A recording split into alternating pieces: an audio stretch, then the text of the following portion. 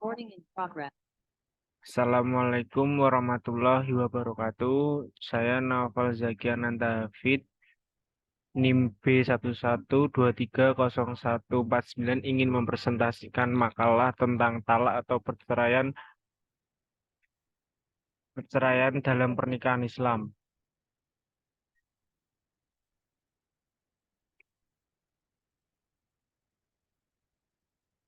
Pendahuluan latar belakang masalah perceraian merupakan peristiwa yang sangat menakutkan bagi setiap keluarga, suami, istri, dan anak-anak.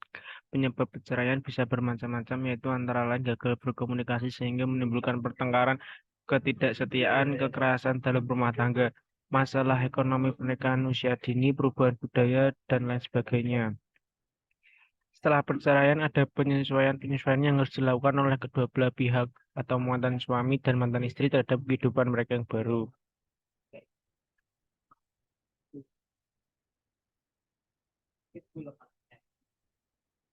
Definisi perceraian menurut syariat Islam, cerai adalah melepaskan ikatan perkawinan atau putusnya hubungan perkawinan antara suami dan istri. Dengan adanya perceraian ini, maka gugurlah hak dan kewajiban mereka sebagai suami dan istri. Artinya mereka tidak lagi boleh berhubungan sebagai suami istri, menyentuh atau berduaan sama seperti ketika mereka belum menikah dulu. Perceraian berdasarkan Al-Quran. Islam telah mengatur segala sesuatu dalam Al-Quran, tidak hanya aturan dalam beribadah seperti sholat, zakat, puasa, haji, dan lain-lain. Islam juga memberi aturan pada manusia dalam kehidupannya bersosialisasi. Bahkan Al-Quran juga mengatur adab dan aturan dalam rumah tangga, termasuk bagaimana jika ada masalah yang tak terselesaikan dalam rumah tangga tersebut. Islam memang mengizinkan perceraian, tapi Allah membenci perceraian itu. Artinya bercerai adalah pilihan terakhir bagi pasangan suami istri ketika memang tidak ada lagi jalan keluar lainnya. Dalam surat Al-Baqarah ayat 227 disebutkan, dan jika mereka berketepatan hati hendak menceraikan, maka sungguh Allah Maha mendengar, Maha mengetahui. Ayat tentang hukum perceraian ini berlanjut pada surat Al-Baqarah ayat 228 hingga ayat 232. Dalam ayat-ayat surat Al-Baqarah di atas diterangkan aturan-aturan mengenai hukum talak masa iddah bagi istri hingga aturan bagi wanita yang sedang dalam masa iddahnya. Dari sini kita bisa mengetahui bahwa agama Islam memberi aturan yang sangat lengkap tentang hukum perceraian. Tentu saja aturan-aturan ini sangat memperhatikan kemaslahatan pihak suami dan istri dan mencegah adanya kerugian di salah satu pihak.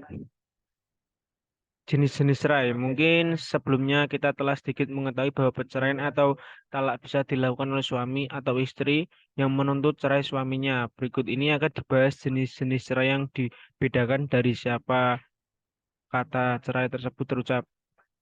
Cerai talak oleh suami. Perceraian ini yang paling umum terjadi yaitu si suami yang menceraikan istrinya. Hal ini bisa saja terjadi karena berbagai sebab. Dengan suami mengucapkan kata talak pada istrinya. Masa saat itu juga perceraian telah terjadi tanpa perlu menunggu keputusan pengadilan. Talak raj'i. Pada talak raj'i, suami mengucapkan talak satu atau talak dua kepada istrinya. Suami boleh rujuk kembali dengan istrinya ketika masih dalam masa iddah.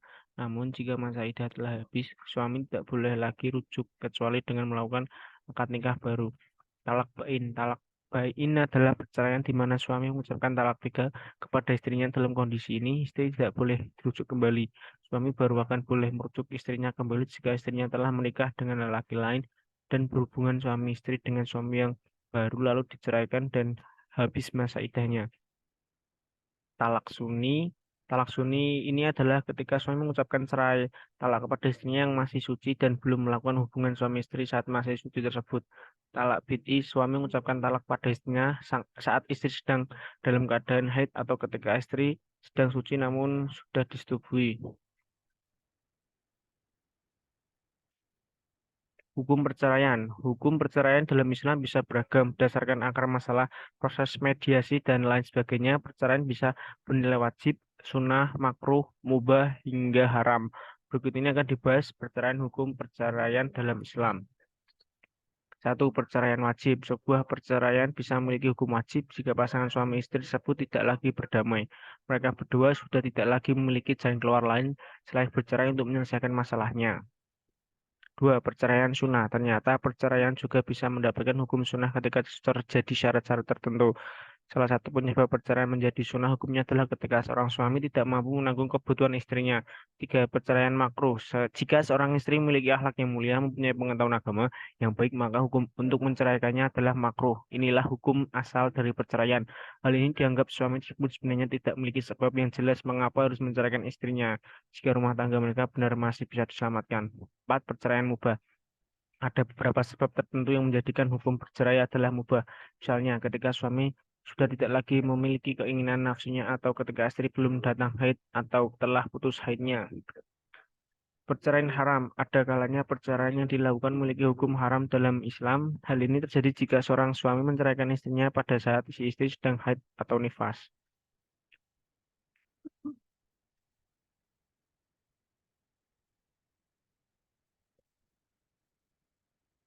Wahai Nabi, apabila kamu menceraikan istri-istrimu, maka hendaklah kamu ceraikan mereka pada waktu mereka dapat atau menghadapi idahnya yang wajar, dan hitunglah waktu idah itu, serta bertakwalah kepada Allah Tuhanmu. Janganlah kamu keluar mereka dari rumahnya, dan janganlah diizinkan keluar kecuali jika mereka mengerjakan perbuatan keji yang jelas. Itulah hukum-hukum Allah, dan barang siapa melanggar hukum-hukum Allah, maka sesungguhnya dia telah berbuat zalim terhadap dirinya sendiri. Kamu tidak mengetahui, barangkali setelah itu Allah mengadakan suatu ketentuan yang baru.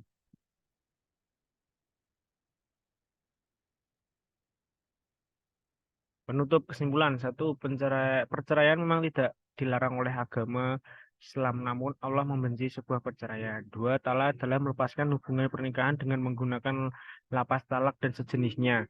Tiga, talak juga diartikan sebagai pemutusan tali pernikahan dari seorang suami terhadap istri dengan alasan yang diterima secara syar'i. Empat, bercerai adalah jalan terakhir ketika terjadi permasalahan dan saat semua cara telah dilakukan untuk mempertahankan rumah tangga. Namun tetap tidak ada perubahan. Lima, agar terhindar dari perceraian sebaiknya kita menjaga komunikasi yang baik dengan pasangan dan menghindari sikap egois. Enam, dan adanya alasan penyebab perceraian adalah kurangnya komunikasi dan ekspektasi yang terlalu tinggi. Sekian presentasi saya. Wassalamualaikum warahmatullahi wabarakatuh.